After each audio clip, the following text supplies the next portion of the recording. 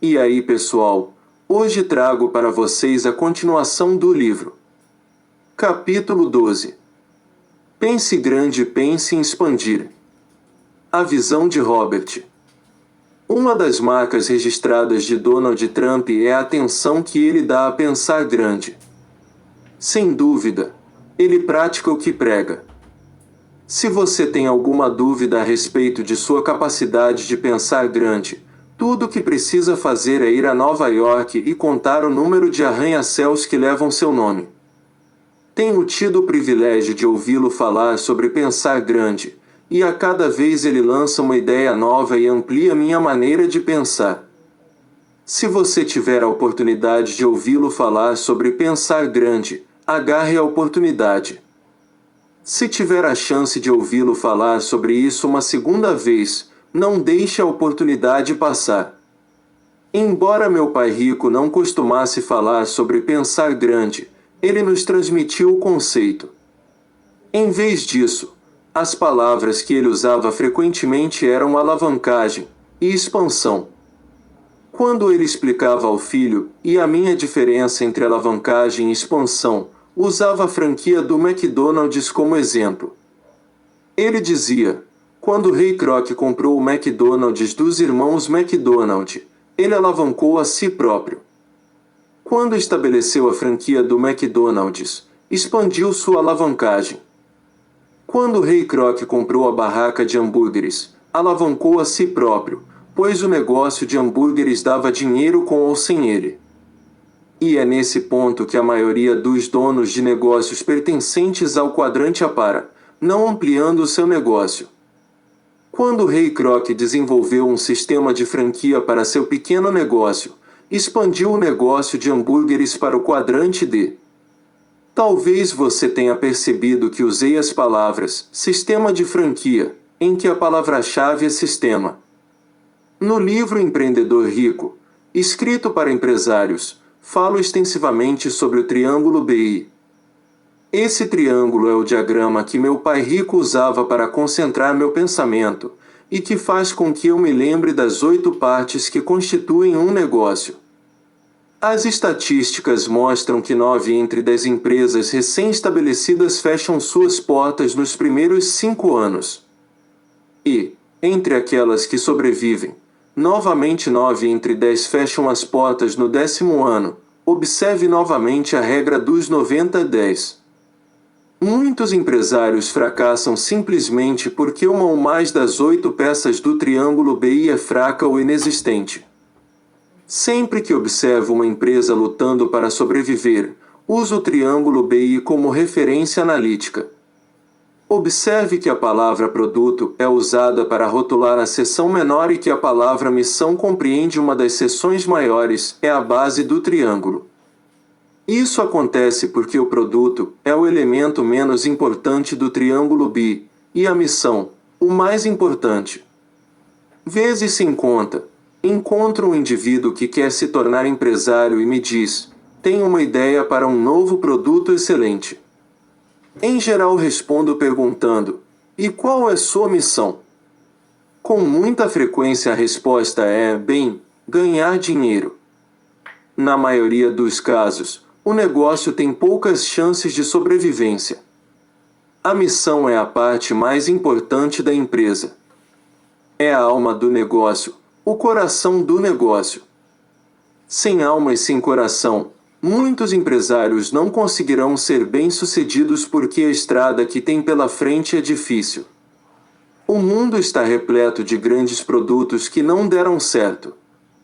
Os produtos não dão certo simplesmente porque não têm o poder do triângulo BI por trás deles. Ao analisar as empresas mais bem-sucedidas, muito provavelmente você encontrará um completo e vibrante triângulo BI em ação. A grande empresa precisa ter uma grande missão, grande liderança, uma equipe de gestores competentes que trabalham em sintonia, excelente fluxo de caixa e de financiamento, vendas bem estruturadas e eficazes e comunicações de marketing, sistemas que funcionem de forma eficaz, documentos jurídicos claros e bem organizados e, naturalmente, um grande produto. Muitos de nós podemos fazer um hambúrguer melhor do que o do McDonald's, mas poucos conseguiríamos estabelecer um sistema de negócios melhor do que o do McDonald's. O que novamente nos faz relembrar a palavra sistemas. Uma das maiores diferenças entre um proprietário de uma empresa pertencente ao quadrante A e um proprietário de uma empresa pertencente ao quadrante D são os sistemas.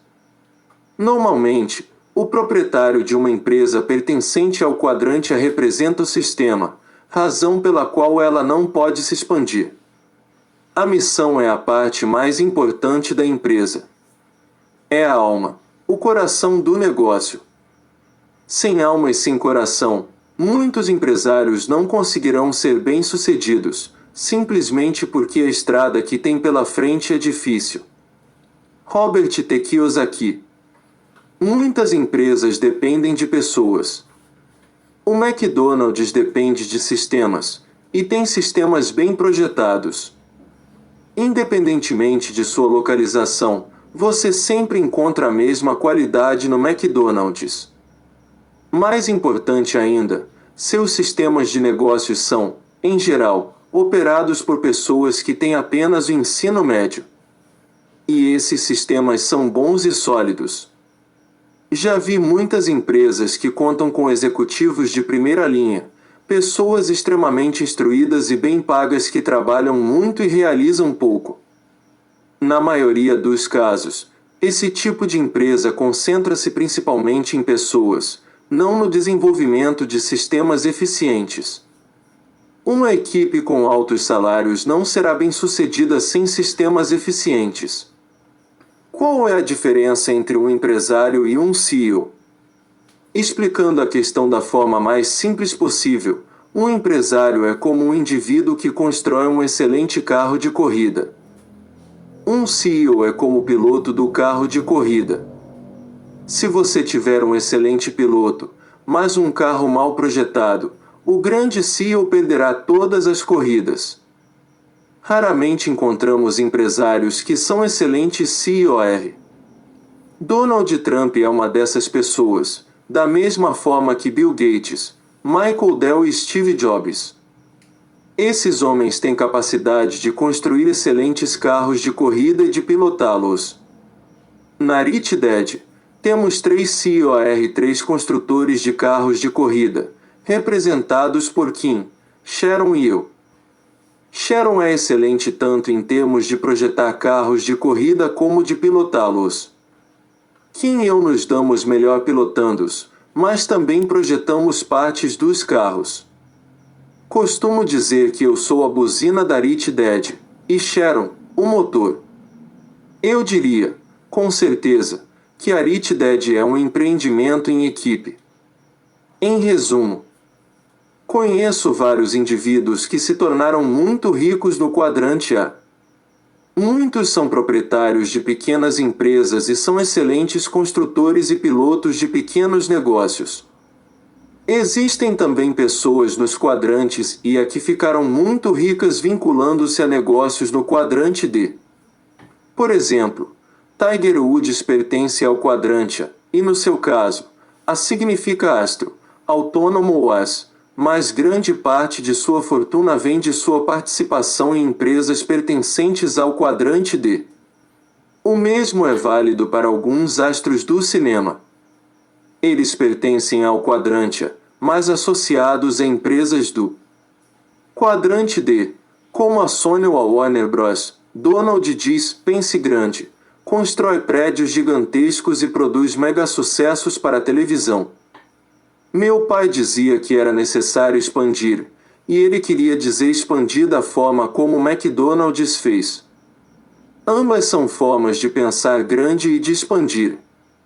Você está começando a entender por que a regra dos 90-10 do dinheiro funciona. Os 10% que ganham 90% do dinheiro fazem coisas que 90% das pessoas não fazem. A visão de Donald. Pense sempre em expandir. A explicação de Robert sobre pensar grande, pensar em expansão, é excelente e muito pertinente. Mas vamos desenvolvê-la um pouco mais. Não vamos apenas pensar grande, vamos pensar de forma abrangente.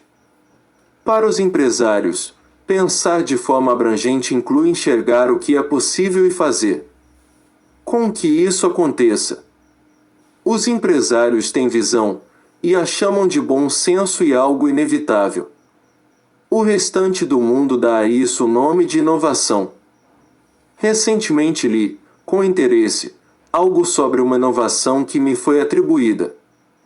Fiquei surpreso, pois nunca havia pensado naquilo como inovação, mas apenas como uma forma de combinar dois elementos que poderiam funcionar juntos.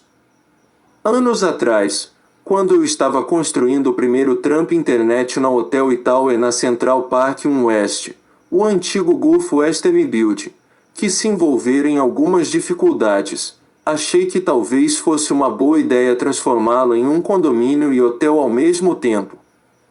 O empreendimento acabou sendo um tremendo sucesso e desde então foi duplicado por mim e por muitos outros. Portanto, muitas vezes a inovação realmente resulta do bom senso aliado à maneira criativa de pensar.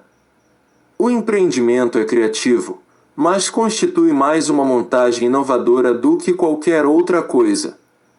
Eu estava lendo sobre o jovem compositor americano, Jonathan Dave, que tem atraído as atenções com suas inovações.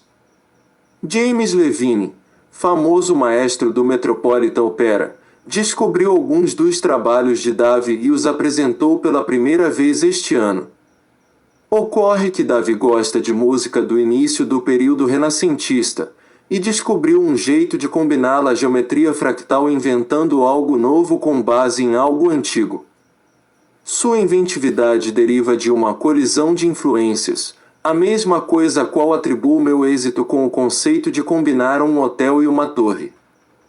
Pode parecer um exagero comparar uma composição clássica à incorporação de imóveis, mas se você dedicar um pouco mais de tempo à análise da situação, verá que existem mais coisas em comum do que você poderia inicialmente imaginar.